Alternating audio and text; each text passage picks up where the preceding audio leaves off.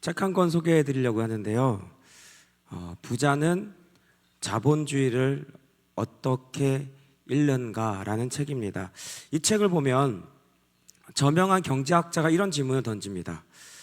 왜 같은 시장에서 경쟁을 하는데 어떤 사람은 돈을 벌고 있을 때 누군가는 왜 돈을 잃는가? 그 차이가 무엇인가? 여러분 갑자기 설교가 궁금해지지 않으십니까? 투자 비법을 설명드린 건 아니고요. 그는 이렇게 말합니다. 숫자와 데이터는 정보는 모두에게 열려 있다. 하지만 그 정보를 해석하고 어떤 선택을 하느냐가 굉장히 중요하다. 누군가는 기회로 해석하고 움직이고 있을 때 또 다른 누군가는 두려움으로 해석하고 물러섭니다. 여러분들도 투자해 보셨습니까? 요즘은 팔아야 할 때입니까? 지켜야 할 때입니까? 그것이 문제로다. 오늘은 우리 일상에서 발생하는 수많은 정보와 신호에 대해서 우리가 어떻게 해석을 해야 되고 어떻게 선택을 해야 할지에 대해서 이야기를 하려고 합니다. 룻기는 사사시대 흉년으로 시작합니다. 이스라엘에 흔치 않은 큰 흉년이 들었습니다.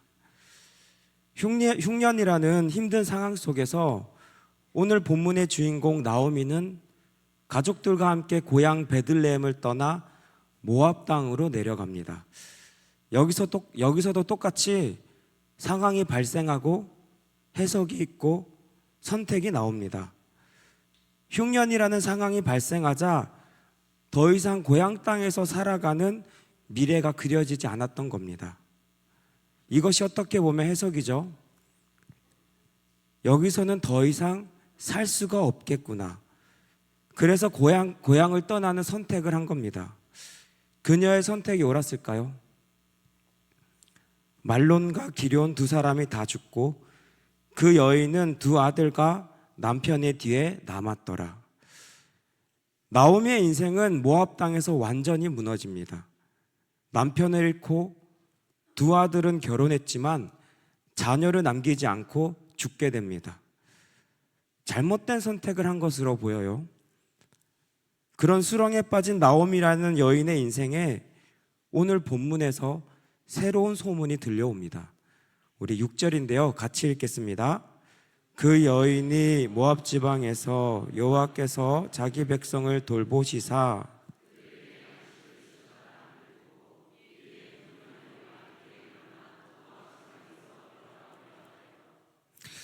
나오미는 한 소식을 듣게 됩니다. 어떤 소식입니까? 자신의 고향 땅에 양식이 생겼대요. 더 이상 고향 땅이 흉년으로 메마르고 배고픈 땅이 아니라는 소문이 들려온 겁니다. 소문이라는 정보가 들어왔습니다. 어떻게 해석했을까요? 이제 중요한 것은 이 소식을 나오미가 어떻게 해석하느냐입니다. 다시 말씀드리지만 숫자와 데이터, 정보는 누구에게나 열려 있습니다. 그래서 해석이 더 중요할 때가 많아요. 어떻게 해석을 했습니까? 가뭄이 끝났구나. 고향 땅에 먹을 것이 있겠구나. 거기서 멈춘 것이 아니라 이 소문을 이렇게 해석합니다. 여호와께서 자기 백성을 돌보시사. 하나님이 자기 백성을 돌보시고 하나님이 이제 이스라엘을 회복시키시는구나. 이렇게 받아들였다는 겁니다. 여기서 돌보다라는 말은 히브리어로 파카드입니다.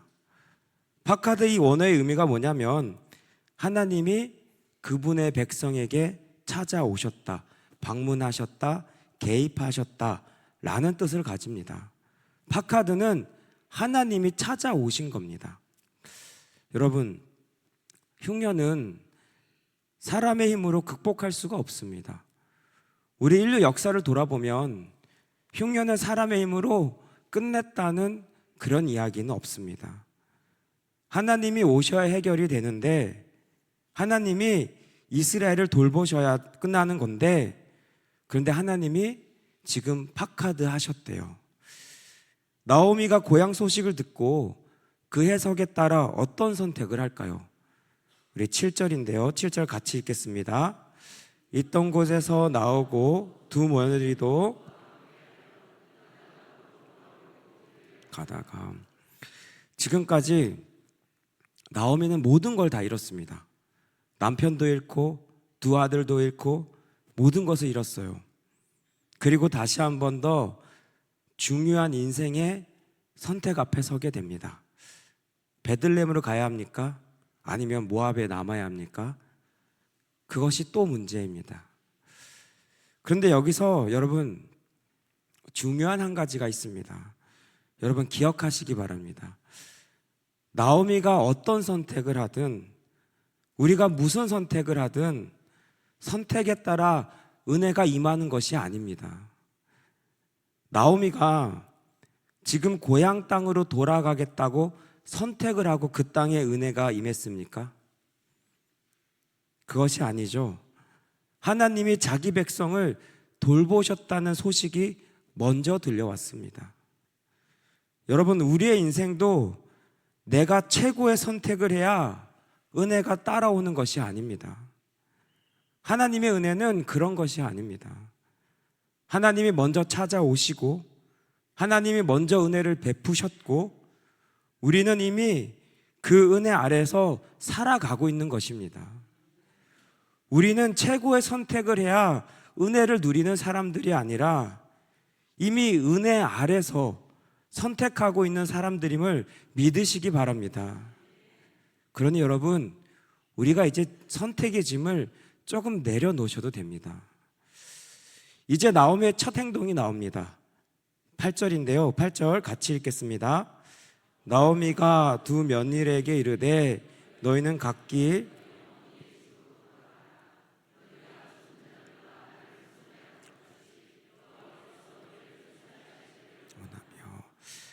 나오미의 첫 행동이 뭡니까? 며느리들을 떠나보내는 겁니다.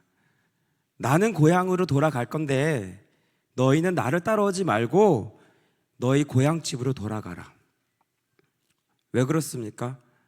이상하지 않습니까? 자기 고향 땅이 지금 회복이 일어났는데 왜 같이 안 갑니까? 좋은 일이 많을 거라면 당연히 같이 가야죠. 지금 나오미가 그리고 있는 미래는, 자기의 미래는 무엇이냐면 나오미는 사실 고향 땅에 빌붙들어 가는 겁니다. 그런 게 아니라면 며느리도 데려가면 될 거 아닙니까? 그럼 왜 멀리까지 가서, 고향까지 가서 빌붙을까요? 이방 땅 모압에서 남편과 아들들이 먼저 죽고 나오미의 형편이 어땠을까요? 성경을 보면 고아와 가부에 대해 긍휼을 베풀라는 말씀이 늘 함께 등장합니다. 신명기 10장 18절을 보면 고아와 가부를 위하여 정의를 행하시며 나그네를 사랑하여 그에게 떡과 옷을 주시나니, 시편 68편 5절을 보면 하나님은 이렇게 부릅니다. 하나님은 고아의 아버지시며 과부의 재판장이시라. 과부나 고아나 이스라엘 사회에서는 비슷한 처지입니다. 남편이 없는 과부는 스스로 자립할 힘이 없었다는 겁니다. 그래서 하나님은 고아와 과부를 함께 붙여서 말씀하십니다. 그런데 지금 나오미 가정에는 그런 과부가 몇 명입니까? 네, 며느리까지 3명이 모여 있으니 답이 안 나오는 겁니다. 그래서 이렇게 말하는 거예요. 나는 고향 땅에 가면 그래도 아는 사람도 있고 친척도 있으니까 돌아가서 내 살 길 찾아보겠다. 그러니 너희도 각자 고향 땅에 가서 살 길을 알아서 찾아봐라. 여러분, 이것이 이제 이해가 되십니까? 그래도 고향 땅에 하나님의 팍카드가 임했잖아요. 그래서 나오미가 돌아가는 거잖아요.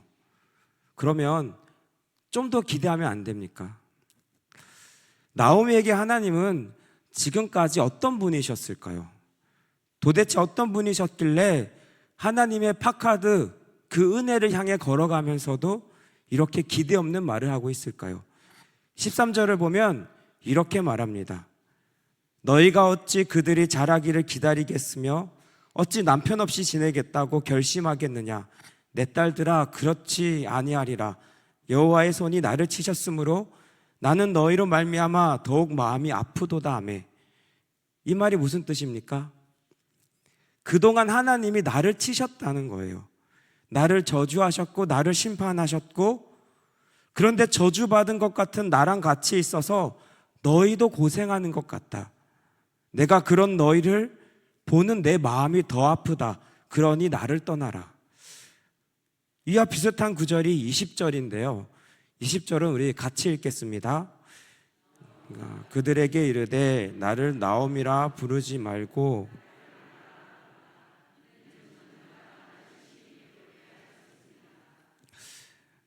나옴이란 이름은 기쁨, 즐거움이라는 뜻입니다.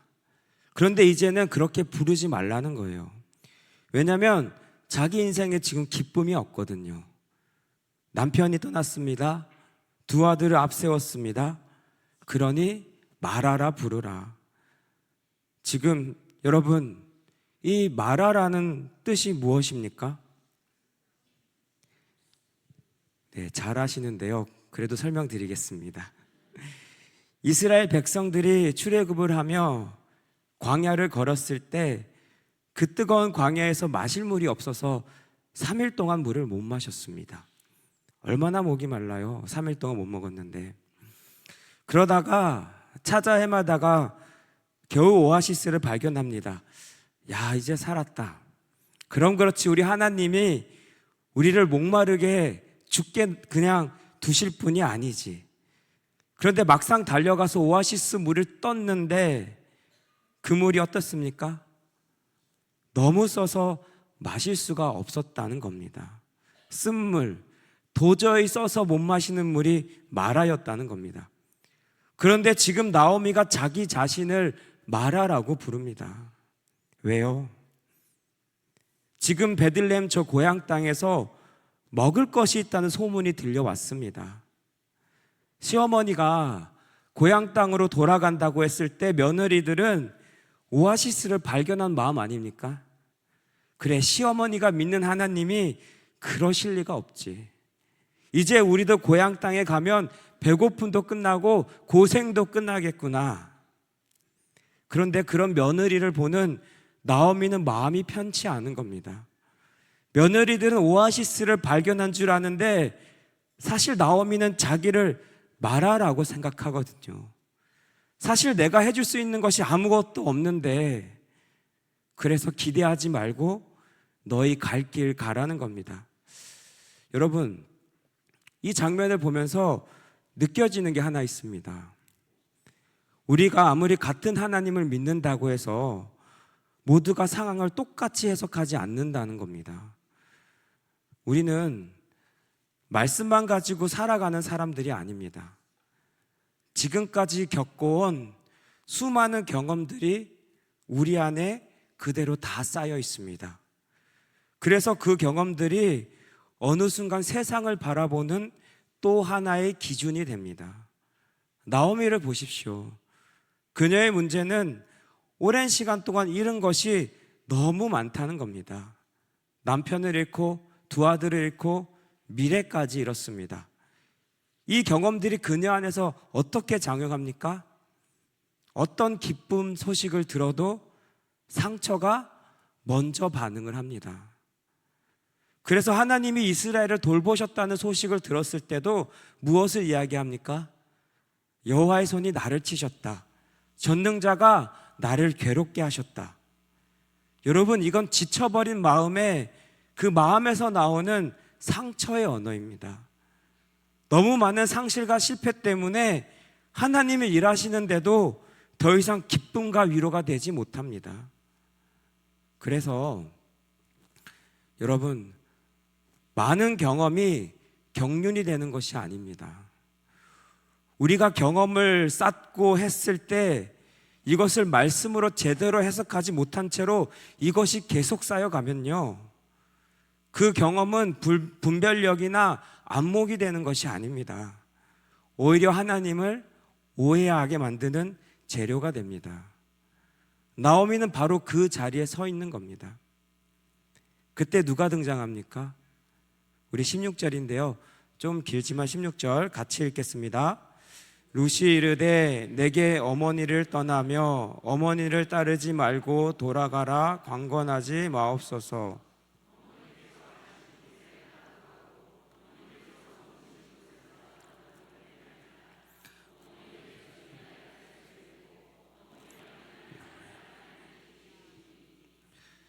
여러분, 이 장면이 너무 중요합니다. 왜냐하면 룻이 누구의 그림자입니까? 누구를 떠올리게 합니까? 룻은 예수 그리스도를 예표합니다.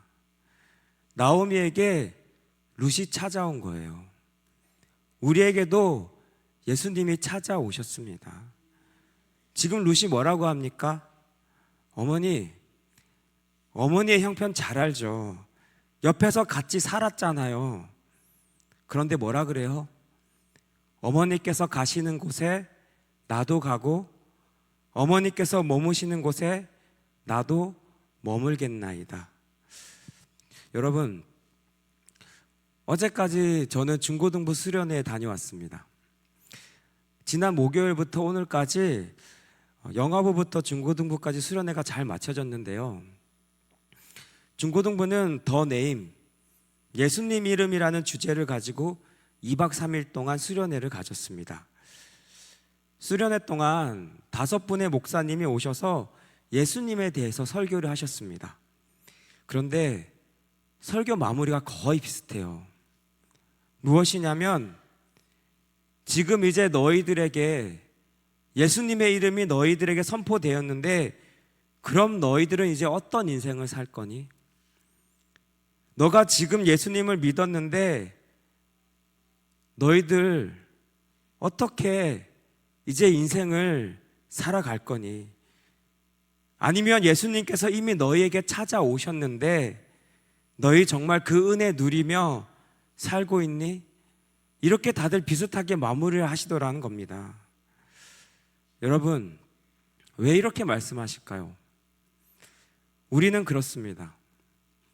우리 인생에 너무 많은 흉년과 아픔과 슬픔을 겪어왔어요. 그래서 우리 안에는 그런 것들이 너무 많이 쌓여 있습니다. 그러다 보니 어떤가요? 하나님을 그냥 믿어드리면 되는데 하나님이 하실 것이다, 아멘 하면 되는데 그러지 못할 때가 너무 많다는 거예요.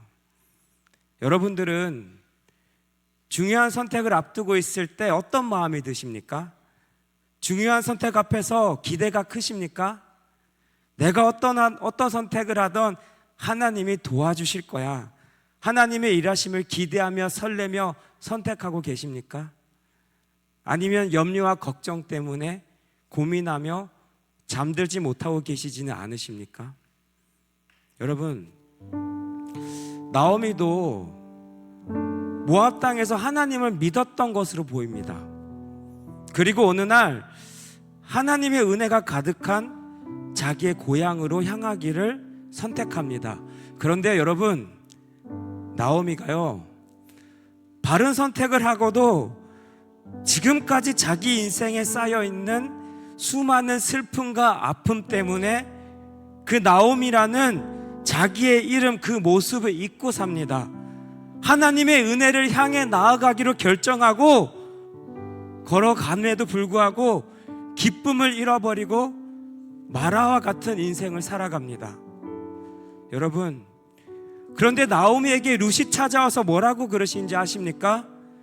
어머니께서 가시는 곳에 나도 가고 어머니께서 머무시는 곳에서 나도 머물겠나이다. 여러분, 예수님을 믿었다고 해서 우리 인생의 고난과 아픔이 그대로 끝 하는 것이 아닙니다. 그래서 우리는 선택을 앞에 두고 늘 두려울 때가 너무 많아요. 왜요? 내 선택 때문에 또 고난이 찾아올까봐, 내 선택이 실패를 만들까봐 우리는 두려워할 때가 너무 많습니다. 그러나 여러분, 기억하시기 바랍니다. 우리는 이미 하나님의 은혜 아래 있는 사람들입니다. 우리가 어떤 선택을 하던 우리의 모든 선택 끝에는 하나님이 우리에게 허락하시고 약속하신 영원한 천국, 영원한 안식이 우리를 기다리는 줄 믿습니다. 그리고 그 길을 다 갈 때까지 예수님이 우리에게 이렇게 말씀하시는 거 아니에요? 너가 어느 곳에 가든 나도 그곳에 같이 가겠다. 너가 어느 곳에 머물든지 나도 함께 머물러 주겠다. 예수 그리스도가 우리와 영원히 함께 하심을 믿음으로 여러분, 많은 실패와 아픔과 슬픔과 낙심 속에서도 담대하게 오늘을 살아가시는 우리 성도님들 되시기를 축원합니다. 우리 시간 주은혜임을 함께 찬양하겠습니다.